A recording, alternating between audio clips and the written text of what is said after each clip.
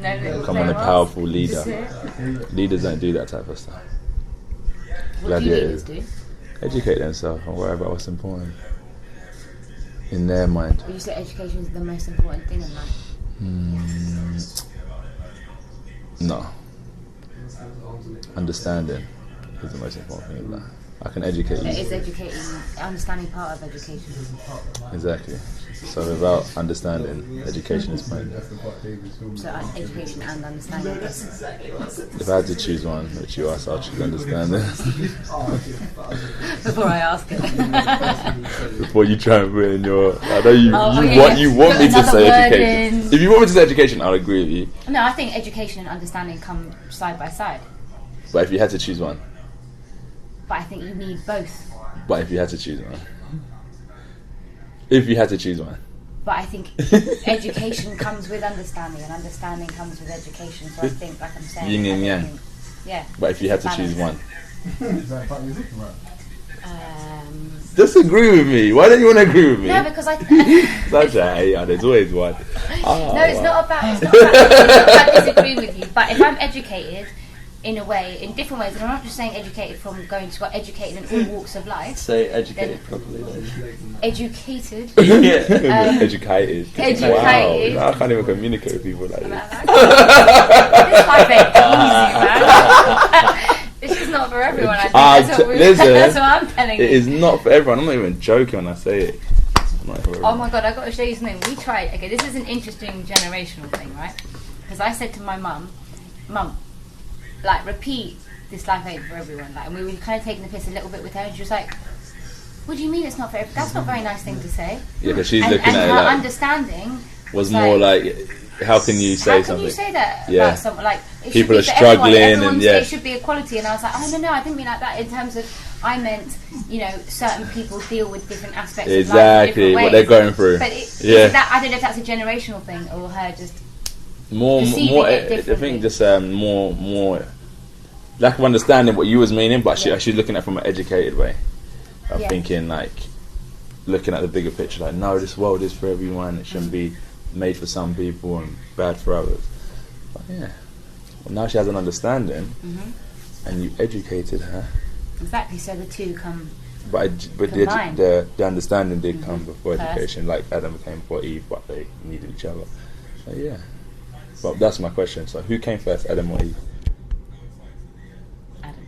What comes first, education? Understanding. Okay, that's that. You got there. 1-0, Joshua. 1-0, Joshua. Hold on. Of the 15 minutes. We got all day. Okay. It's interesting. It is, very. So did you enjoy the museum?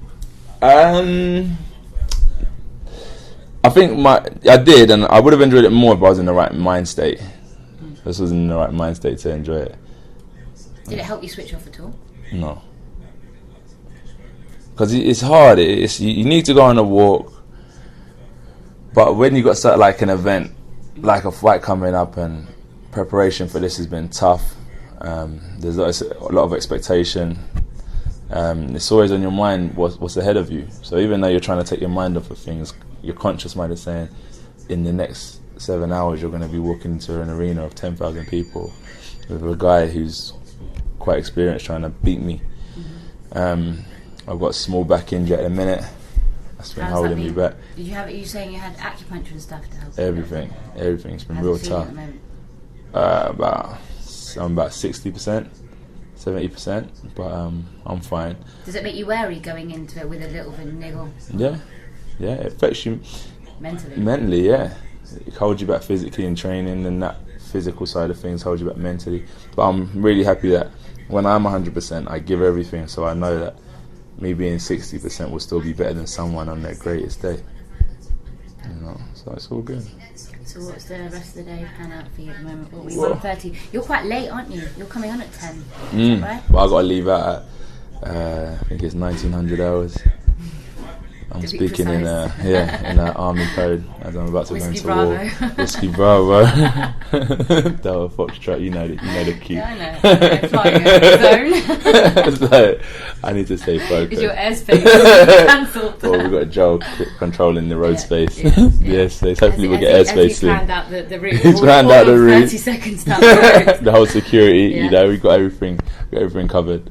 You had a nice reception out there. They're always very friendly towards you, like me in Liverpool. It's like your second home up here. If you remember, I think it was 2011, 2010, I was on the GB squad and I was with Tom Stalker, Anthony Fowler, Callum Smith, right.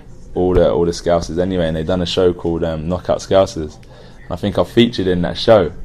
Had a little 2 minutes in there about cooking food with my George Foreman, and that's then I become very popular with the Scousers and I'm very familiar with them because of the boys on the squad anyway. Yeah. And I've been fighting out here as an amateur with the GB team. I fight here as a professional against Skelton, and I'm back now. And with Sky backing me, my commercial team backing me, with the guy who's doing a lot of the camera work, Fred, who's backing me as well. It's all come together and everyone's getting familiar with AJ. Do you feel a lot has changed for you since obviously that 2011? Yeah, realistically, yeah. You always try to play it down, exactly. So what I'm trying to do, same with the walk. You go on a walk, try to play it down, but consciously it's big. I try to play it down, what's going on, but it is growing and things have changed. I'm not saying we're there, but of course, things have definitely changed for the better though. But it's different and it's adapting. I have to evolve. Did you preempt any of this? Yeah. I mean, preempting and planning and understanding. Do you know what I mean? Yeah, I preempted it. Did you expect it? I expected it, but it's just at the rate that it was going. Do you know what I mean? I projected a 3-year learning and growing period when we've been in it for 14 months, 13 months, and it's happened sooner. It's taken me less than a quarter of the time to achieve what I predicted to happen in 3 years. So we're ahead of schedule, but emotionally I didn't, and mentally and physically I didn't prepare for this. So it's interesting. It is very interesting. It's a sort of an evolution. You're 10th pro fight and fighting for a British title, isn't it? So what is for me? An experienced fighter as well. Yeah, I think people expect a lot from me. That some are happy with an opponent like Sprott. I think it's a great fight, and as I was speaking to Eddie, we've had Skelton, Erich, Baktov, with the WBC International Sprott within 10 fights, when some people would have had 10 lower level fights and now started fighting Erich and Baktov. So we're ahead of schedule, which isn't a bad thing, but it's just getting it right, just finding a level, and that's what we're trying to figure out. Where's Anthony Joshua's level at? Can you switch off much over Christmas? Because you're due out end of January, right? Yeah, that's why even though it's tough and I'm in the back of my mind, you're like, my back, am I ready? Everyone has these thoughts. You need a bit of a rest though. Yeah. Can you allow yourself a kind of a little bit of time off over Christmas? And back on it again. 100%. Yeah. 100%. Yeah. This will be the first rest in a long time. Can't even remember when I last had a rest. Yeah. You've been barring a few injuries. 10 fights. Yeah, girl. That's what we're doing. It's not bad going. Nah, it's good. I enjoy it. When you enjoy what you do, you get on with it, don't you? But you've got good people around you. Good people around you. Same people around you. Yeah, man. You haven't even met all of them either. But it's just the same solid circle for sure. But there's a real good infrastructure that will grow bit by bit. As time goes on, you have to evolve. And it's nice that you're doing a sort of documentary of behind the scenes and the build up to every fight that you're doing. And we were saying earlier, it's quite nice for you, not just obviously your fight fans seeing it, but it's nice for you in 20 years time, 30 years time to look back and go, that was what I was doing 22nd of November 2014. These are the people I had around me. It's got a nostalgic thing for you as well. 100%. As you said, Christmas times, slippers on, dressing gown. We'll cut the cigar part out. I'm talking about in 30 years time. 30 years time, when I'm chilling a bit more, and then sit around the TV when they've got kids. You know what I'm saying? Hopefully, it's nice to show them what I've been through. My mates, hopefully my same mates will be there. That's what I'm saying. The same people who are around now. The fact of life is we're all going to go to the grave. If I go before my friends, it'll be good that they'll be there to pour the mud on coffin. You know what I mean? And the good thing about the team, what you're saying about the same people, and I spoke about evolving and saying that the people I'm around, everyone has something to bring to the table.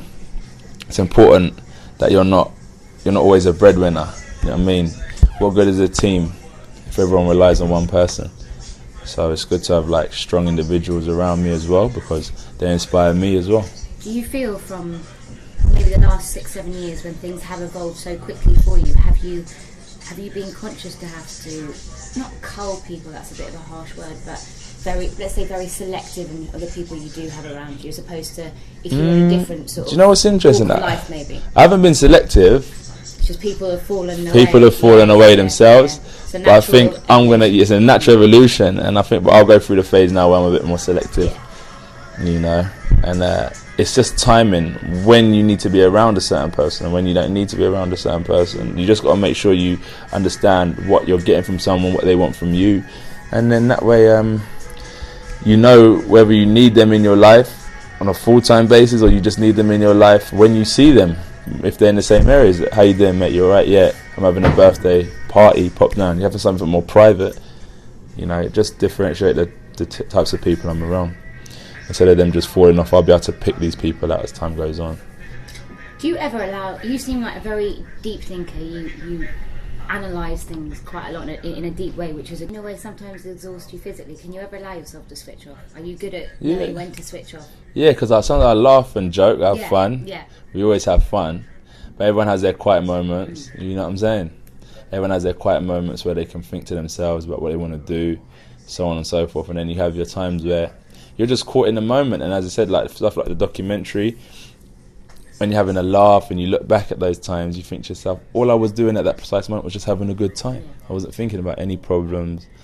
I was just like a kid again, just laughing. And you also got in that documentary, you got the kind of the different sides of, you know, you're having a laugh with the boys and stuff, but also, you know, now before the fight there's a really powerful scene of you guys praying in a circle. Yeah, get serious. That is, and it's a really important aspect, I think, to see. Yeah, I think that's a great ability to switch on and switch off. That's a massive part of life, and know when to do it. Yeah, because as you said about draining, if you don't know and you can't control it, I think that it will be draining for sure.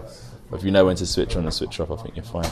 I have to ask you something quickly. Do you think Eliu knows when to switch off and switch off for tonight? Because he seems the more... Yeah, he trust me, he's his own man. He can control his destiny. Do you have a prediction for that? No. It's tough to call. Yeah, it is tough to call. But what's my prediction? It's only an opinion. Yeah, of course, but everyone's got an opinion on this fight. That's what's made it so big. Yeah, I don't know.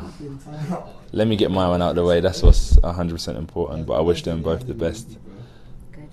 Right, we'll let you go and rest. Sleep. Switch the mind off. Thank you. All right.